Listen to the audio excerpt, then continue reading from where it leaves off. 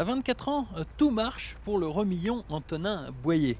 À quelques jours des championnats de France d'athlétisme, le remillon aura peut-être l'opportunité de monter sur le podium national aux côtés de l'intouchable Johan Diniz sur l'épreuve du 20 km marche.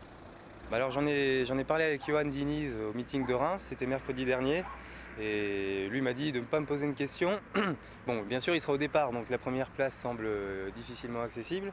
Mais le podium, c'est mon objectif. Là, c'est très clair. Même, bon, puisque je viens de rejoindre le club de Reims, si on pouvait espérer un doublé avec Johan, ce serait un beau résultat. Après, au niveau chronométrique, il faut toujours être prudent parce que au mois de juillet, comme c'est souvent le cas, en soirée, il peut faire des fois encore très chaud. Donc, il faudra jouer au niveau de la stratégie, jouer la place, quoi. C'est surtout ça. Il faut dire qu'Antonin Boyer a donné un sacré coup d'accélérateur à sa carrière en 2008 en devenant pour la première fois champion de France en salle. Ça a été un peu un révélateur.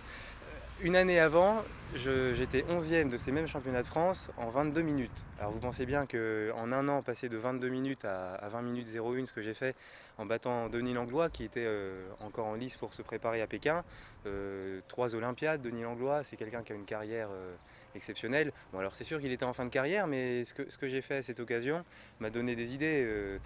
Ça m'a propulsé, disons. Mais Antonin Boyer recèle encore pas mal de secrets puisque non content d'avoir effectué 3 années de médecine, ce touche-à-tout est aussi détenteur d'un diplôme du Conservatoire de Troyes pour le piano. Et donc, quand il ne marche pas, Antonin joue de l'orgue à l'église de Romilly.